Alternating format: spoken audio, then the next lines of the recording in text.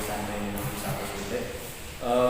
Hari ini saya akan melakukan supervisi akademik dengan berbasis pada coaching. Nah, langkah pertama yaitu pra-observasi. Nah, untuk pra-observasi ini saya akan mengajak Ibu Arsita Amanah untuk melakukan coaching. Bagaimana kabarnya Bu Ama? Ya, alhamdulillah Pak. Tadi pagi saya sudah makan nasi ram 1 bungkus. Oke, ya, jadi hari ini sudah fit ya, Sudah melakukan coaching dalam rangka supervisi akademik ini. Silakan Bu Ama untuk melakukan perkenalan diri, monggo. Oke. Assalamualaikum warahmatullahi wabarakatuh. Perkenalkan, nama saya Arsita Amanah. Saya guru mata pelajaran Bahasa Indonesia di SMP Negeri 1 Bluke. Saya mengajar di kelas 7A dan 7B. Hari ini saya diajak sama Pak Reno Basuki untuk melakukan supervisi akademik. Ya. Oke Bu Ama, untuk langkah pertama kita ini kan akan melakukan pembicaraan masalah pra-observasi sebelum atau pra-supervisi. Nah, bagaimana perasaan Bu Ama ketika mau disupervisi? Ya, awal-awal tuh saya cukup kaget ya Pak. Kan saya nggak kebiasa nih sama tiba-tiba direkam atau gimana kan. Nah, terus habis itu saya juga senang setelah itu. Karena apa? Karena di sini saya bisa melakukan refleksi tidak hanya dari diri saya saja, tapi juga mendapat masukan dari rekan saya gitu. Atau namanya peer reflection ya Pak. Oke, ini kan kita dalam rangka untuk meningkatkan kompetensi kita sebagai guru ya. Makanya diadakan supervisi akademik yang berbasis pada coaching. Nah, pada awal-awalnya kita ini melakukan pra-observasi. Nah, perasaan Bu Ama tadi sudah baik, sudah tadinya agak ragu, tapi sekarang ketika kita sudah melakukan obrolan-obrolan ini merasa enak ya, karena ini untuk mengembangkan diri kita sebagai guru. Nah, apa yang kira-kira Ibu Ama ini nanti akan kembangkan dalam supervisi ini? Jadi gini Pak, saya itu kan sampai pada materi di teks narasi ya. Teks naratif. Nah, saya di sini tuh mau siswa saya tuh bisa mengidentifikasi elemen-elemen teks naratif itu apa aja, Pak. Kan misalnya kayak unsur intrinsik, penokohan dan lain-lain gitu loh, Pak. Kira-kira murid Ibu Ama itu karakternya atau potensi dari mereka itu jenjangnya berbeda atau memang setara? Mungkin kalau umpama diklasifikasikan atau dikategorikan itu mungkin 80% itu hampir sama Pak, ini kemampuannya atau potensinya atau bagaimana? Kalau sepengetahuan saya ya, maksudnya dari saya pengamatan saya di kelas setiap pelajaran itu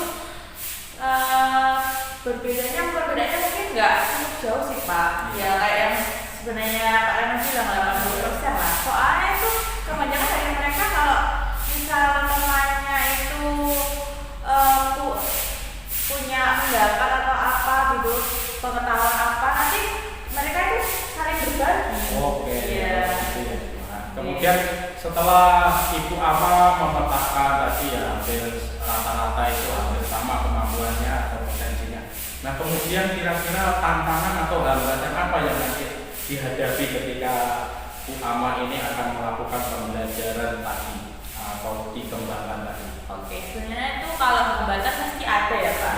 Dari kita mengajar. Nah, yang saya temui itu setiap kali mengajar ada faktor-faktor tertentu yang mempengaruhi kelas saya. Misalnya kayak pertama dari segi kondusifnya kelas apa tidak. Itu kan siswa kadang ini ya anak itu masih ketika ada pembelajaran masih ada yang mau ngobrol, masih lari ke sana kemari kan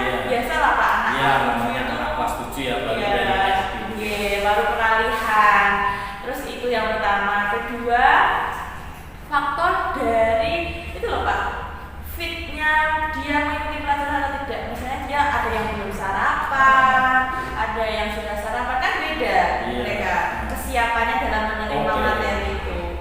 Terus apa lagi ya kira-kira?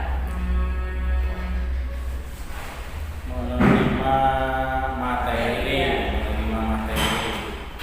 Kemudian mungkin dari dua hal tadi, yang pertama faktor kurang kondusif, motivasi atau kesiapan menerima pembelajaran. Kemudian bisa mungkin apalagi Bu yang bisa menghambat itu selain dua tadi? Oh iya, ada.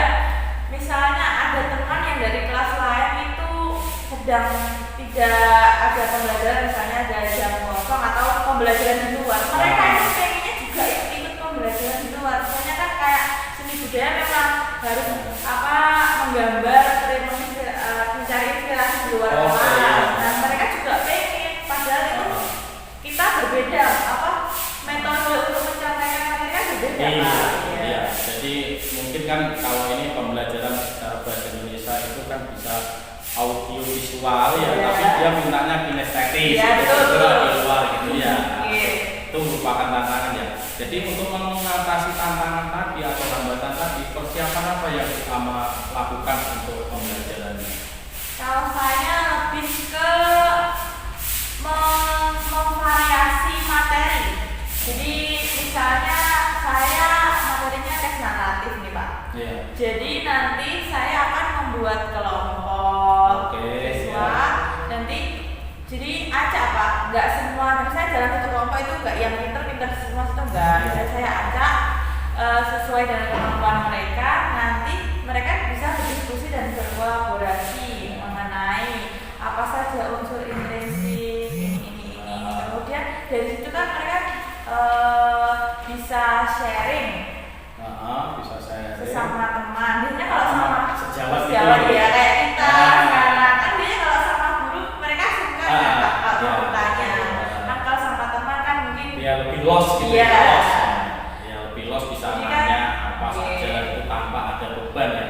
Mungkin kalau sama guru kan nanti bisa dikira sama guru ini kurang. Nggak mendengarkan pasti tadi, tapi takutnya dikira begitu Pak. Itu persiapan yang dilakukan sama itu Pak. Misalnya kita kan kalau Indonesia kalau materi cuma dari buku saja kan monoton ya, siswa kan bosan. Jadi saya kadang mengkolaborasikannya sama kayak diberi PPT atau video belajar kolaborasi dengan media yang berbeda. Mungkin ada tambahan lagi Bu yang mungkin untuk persiapan itu supaya anak lebih menyenangkan, karena kita pembelajaran itu kan menyenangkan ya, pembelajaran yang menyenangkan sehingga kondusif dan itu akhirnya kita melakukan pembelajaran yang berpihak pada anak atau murid. Mungkin itu sih Pak, kayak diberikan time break. Time break atau ice breaker atau ini istirahat atau ini refresh gitu Saya kalau suasana kelasnya sudah ramai banget, nggak bisa dikontrol. Biasanya aku kayak ayo sudah semuanya kita ice break dulu biar otak kita bisa fresh lagi. Itu Bu yang akan dilakukan. Mungkin 3 hal itu dulu yang akan Bu Ama lakukan, kemudian nanti akan langsung diimplementasikan dalam kelas dan pembelajaran. Semoga dalam perbincangan ini atau ngobrol-ngobrol ini nanti bisa bermanfaat ya Bu Ama. Pembelajaran kita juga menjadi baik, murid juga bisa kondusif dan menyenangkan, dan akhirnya pembelajaran ini berpihak pada murid. Bu Ama, terima kasih. Saya juga terima kasih sudah diberikan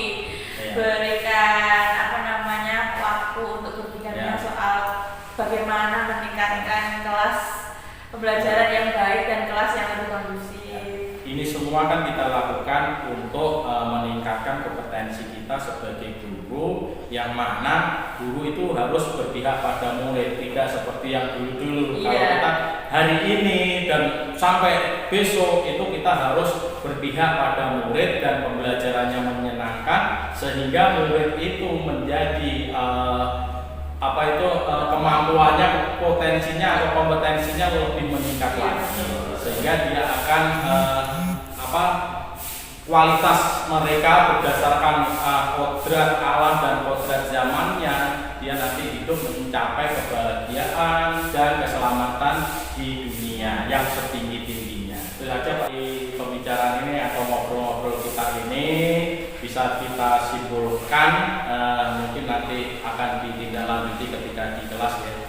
Yang pertama tadi kan faktor-faktor yang mempengaruhi atau hambatan atau tantangan yang mempengaruhi ketika pembelajaran sebelum nanti supervisi ini ya.